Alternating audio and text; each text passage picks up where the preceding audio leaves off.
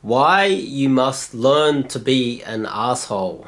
And I'm not just talking about being an asshole and hating on everybody and just being an asshole for no reason at all. I mean, being an asshole that's good for the world. And I'm going to elaborate on that because I think a good asshole is good for themselves and is good for society.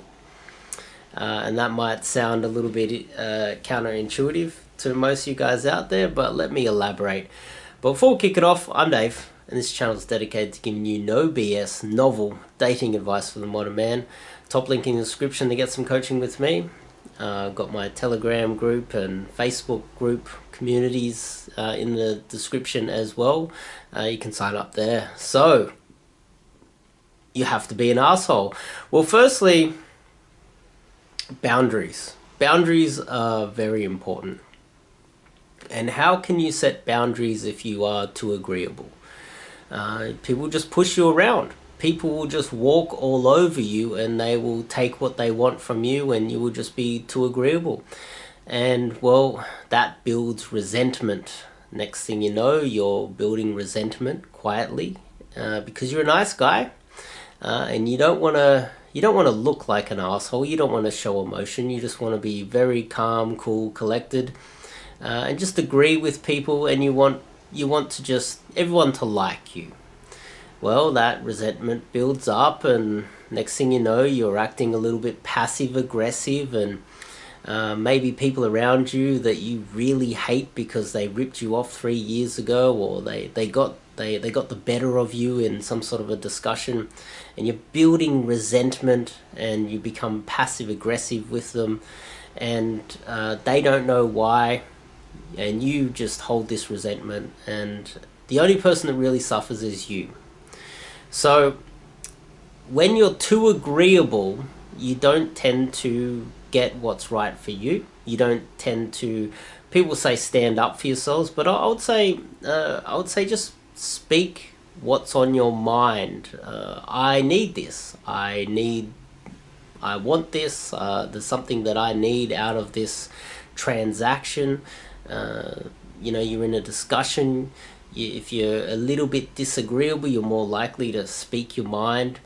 And everybody, when it comes to someone that's a little bit more disagreeable, everyone tends to be happy with the outcome at the end of it because you're able to communicate better. And being too agreeable and trying to not make enemies, in fact, what you're doing quite often is making enemies because you shut down communication. You become resentful and you are not necessarily, you become passive aggressive because you didn't get what you want, but really it's your fault. And it's not the other person's fault, it's your fault. Now let me just tell you a little bit of a story, a little bit of background on why I'm saying this. Myself, you can read the book. I came from a very traumatic upbringing with a very abusive mother and a stepfather, and I was taught that children are supposed to be seen and not heard. Yes, that is correct. I was not allowed to talk, and I found myself just being quiet around the house, and that led into when I would sometimes at school, but I became very disagreeable very soon at school. And one thing that happened was whenever I'd interact with adults, I had this very agreeable behavior. I didn't want to argue with them. I didn't want to disagree with them. I didn't want to ask for things that I needed. I remember going visiting friends and I felt shy asking to use the toilet or even ask for a glass of water. And I was a little bit malnutritioned, if that's the right word. I was very skinny as a teen. There were times there where I was very thin. And that was because I wasn't allowed enough access to the fridge or the cupboards at home. And when I would go visit my friends, I would be starving. I'd be hungry and I'd be too shy to even ask for food. So it was like a bit of a feedback loop because I was trained at home to not really ask for things. Now, this upbringing, when I started to work for people, would then flow over and really damaged other aspects of my life. And I remember going to work and I just wouldn't stand up for myself. And it wasn't really standing up for myself. It wasn't really. It was more that I didn't want to ask for what I needed. And I felt that if I asked for what I needed, or they wanted me to work longer hours, or some other guy wanted me to do his job or help him out, I would end up helping him out instead of doing my own job. And then the boss would come around and go, well, why didn't you do your work? And I was like, because I was helping other people because I was too agreeable. And over time I learned that this was my problem. It wasn't their problem. They asked, and I needed to be responsible for my own actions. I needed to think, okay, well, they're asking me for something. I need to think, okay, can I offer that? No, sorry, I can't. And then that, after a while, I learned over years and over years of practicing this, that I need to just say, look, this is what I need. I need something in return for whatever you need from me. And every now and then there's obviously mistakes. We all make mistakes, and sometimes we're not aware of what we need. But it does come back to one aspect of it is you not wanting to feel bad, and you wanting to always be seen as the friendly person.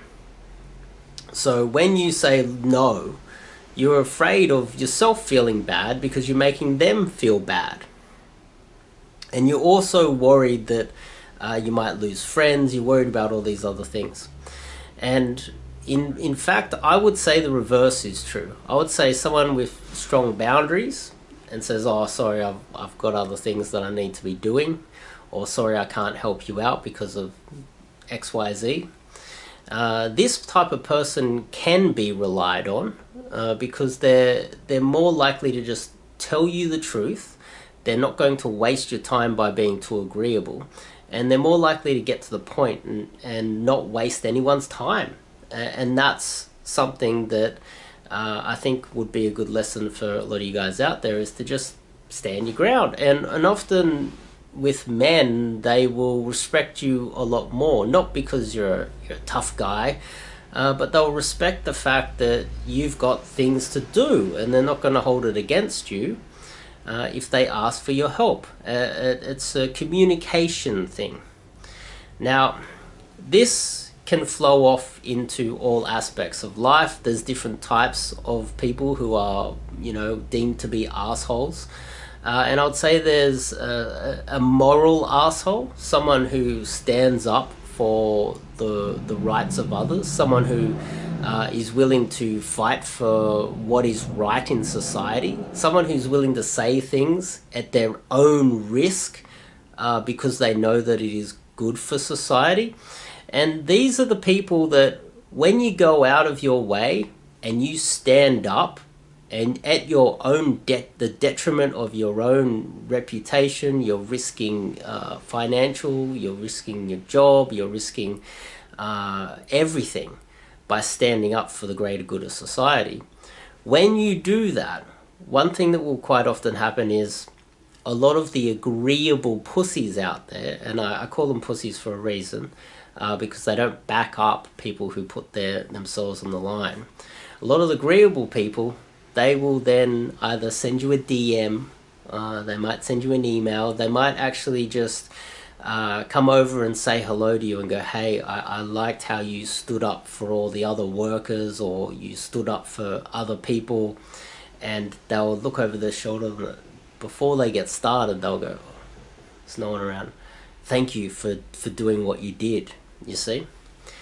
We need more moral people who are willing to stand up for what is right in society, and that is lacking. There's not a lot of men out there that do that often. And I would say that there's a huge difference between a guy that goes out to try and do what's right for society and put his name, put his life, put everything on the line for what's right, and just an all-out asshole that only thinks about themselves.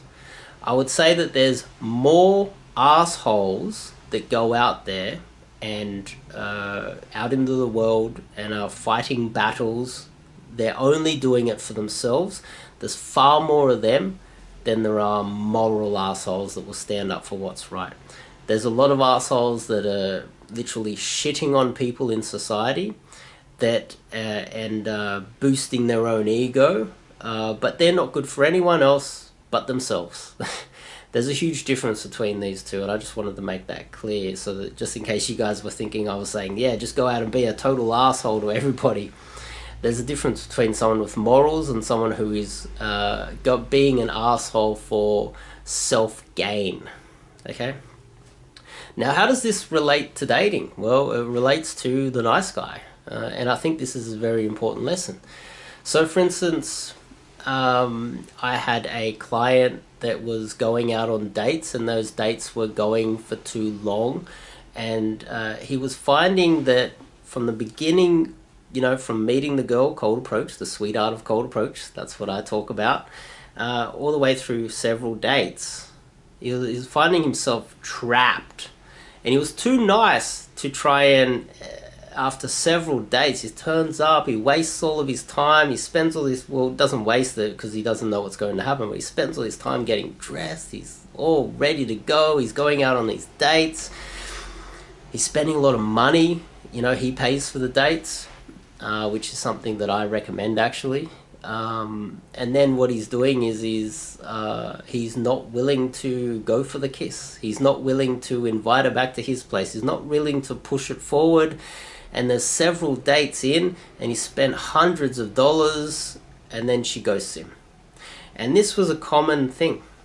And he said he was going through all of this all the time. It was constantly getting ripped off by a lot of women. And he was becoming a little bit bitter. And next thing you know, he's becoming a little bit resentful because he was losing out there. And he was becoming a little bit passive-aggressive. His communication level started to actually drop even lower than what it was before he was getting all of these bad experiences. And if this relates to you and you are seeing a lot of this yourself, I would recommend, let me just tell you a story. There's a few stories out there. This has happened to me many times in the past, and I had to learn the hard way as well. And this is why I decided to become a coach, is because I have a lot of experience, and I have put a lot of time and effort into dating. And there's been times where I've met up with a girl, this is just one example, and she was very rude to me. She spoke down to me. She was very hot, she was very attractive, but she was very rude to me. She was very condescending. And we met up, we're walking along, and she's talking down to me, and we end up going to a restaurant, and she starts going, oh, is this the restaurant? And talking down as if like it's not high class enough for her. And she was just poking at me all the time as if like everything that I was doing was wrong, and she was rude. And we sit down and the menus come out, and she starts looking through the menu, and I go, 1 second, I just need to go to the toilet. And I didn't go back. It's like, see you later, I'm out of here. I didn't say goodbye either. I thought, you go eat by yourself. I just cut it and left. And I thought, I could just say goodbye and then leave, but I thought, well, you've dug this hole for yourself. You're the one that's rude, and I'm not going to tolerate it. I'm going to walk away and just let you eat by yourself. And then, 10 minutes later, I get a text message saying, you left, didn't you? Another example, and that's, well, I'll stay on this one example. I think, what if I had have hung around and tolerated that? What if I don't have any boundaries? What if I don't say, look, this is unacceptable to me, but let's allow this girl, because she's hot, to just break down my boundaries and treat me like this. Okay, well, I got boundaries. They're pretty solid boundaries. I have the ability to walk away at any moment, because, you know, I live in abundance. I have options. I have enough girls around, and I know the sweetheart or cold approach. And it doesn't matter how old I get, I'll be able to bring new girls in, so I can walk away at any moment. Another thing that happened was I had a I would have this has happened a few times. I would have, say, a date with a girl, and she would either be a little bit too, so for instance, if I like try to go for the hug, or I try to hold her hand and we just met and we're walking to go for a coffee or something like that, she seems into me, but it doesn't seem like this is going anywhere. I can't even hold her hand. She won't let me put my arm around her. And then some of them will actually say, "Oh, we're just friends," you know, and just like try to friend zone you on a date and expect you to pay for, you know, even just a few drinks, or depending on where you're taking them. And this sometimes happens. It really does. It sometimes happens. And the amount of times that I have met up with a girl, it happened last weekend actually. Oh no, it was a week and a half ago. I had a date with a girl. She turns up, and yeah, put my arm around her. She's like, "Oh, go for the hand." She's like, "Oh no, I can't do that. Can't be holding hands or anything like that." And I just thought, hang on, is this going to go anywhere? And I just looked at her and go, "You look tired. Maybe we should reschedule." And I was like, she's like, "Really? What's going on?" I was like, "I'll see you later." I'm not going to waste my time with a girl that is not giving anything back. I've got boundaries. I'm out for a date. You're either going to be compliant. You're gonna give me a hug. You're gonna hold my hand. You're gonna come out to dinner and respect me and make it a good date. You're gonna meet me halfway. I'm happy to pay for the date. I'm happy to uphold my end of the bargain. But if you're not holding your end of the bargain and you're going to be like pushing me off, go date a simp. And that's what I recommend that you guys do yourselves. This is the type of advice that I think we can scale up to. And if every man behaves like this, then there won't be women going out on dates with guys that they're not attracted to, will there? They won't expect it at all. They will know that they're going out on a date with a guy who's buying dinner and going out with them, that, well, they have to be attracted to the guy. They can't just use a guy for a free meal, especially after the last couple years that we've had with economies collapsing all over the place. Some women will actually just use you. Another time I had a date with one girl. She sat down and she said, "Do you mind if my friend comes?" She pulls out the menu, starts ordering all this food. She says her friend's on her way over, and this was our first date, and she expected me to pay for her and her friend. It was like I was just this, I was the checkbook. I was there to just pay for everything. Like, hang on, what's going on? Stop, waiter, wait a second, what's going on here? No, I think you guys should go eat by yourselves.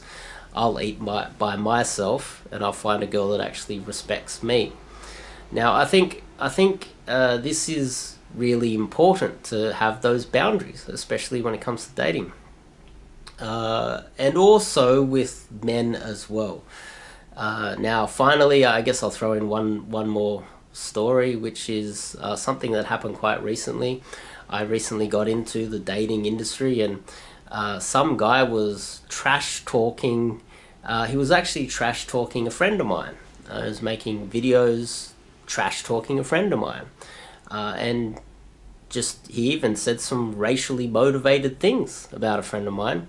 But also, it was related to me because I assisted. It was the first boot camp I had assisted on, and he was attacking that boot camp.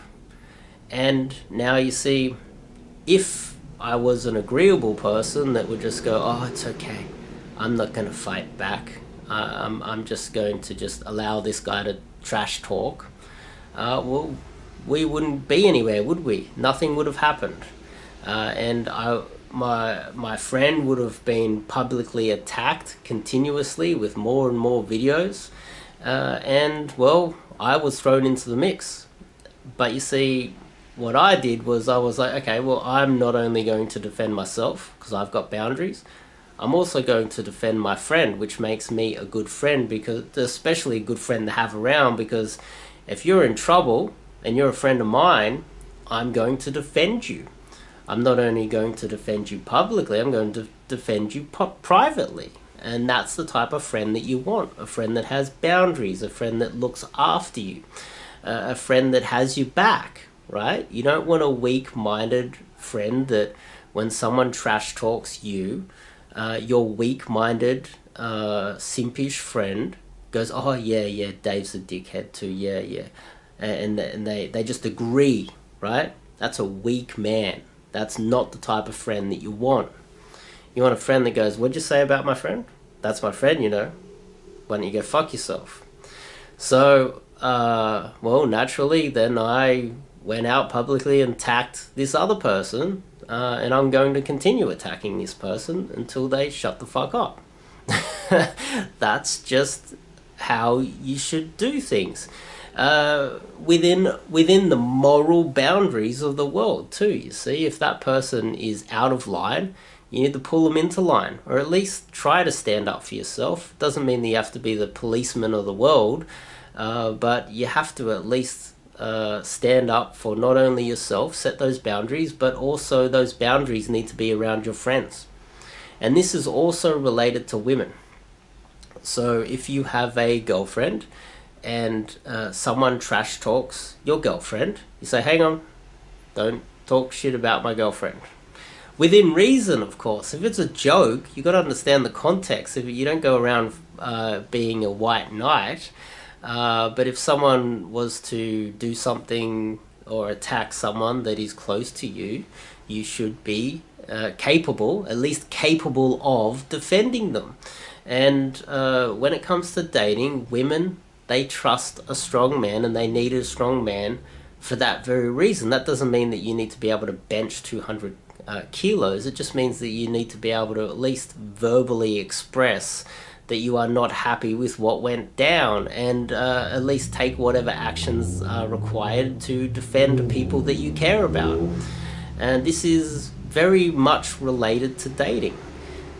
Women don't trust weak men, and I think that I will have to make a video more specifically on why women don't trust weak men, because I think this is a very important topic to talk about. Boundaries and being a moral asshole. It's okay to be an asshole as long as you are moral. You have morals. You don't cross the line, and you're not just hating people for no reason. You're not just hating people for views. You're not just hating people for personal gain. You're hating people because you're hating on people, or being an asshole with morals, and you're doing it because it's for the betterment of society, not just for personal gain. And I hope that makes sense to you guys. I ranted, well, I wouldn't call it a rant. I went on a little bit, a few different tangents, but I think they're all related. I think it's okay to have solid boundaries and be a moral asshole when needed. I'll see you guys in the next video.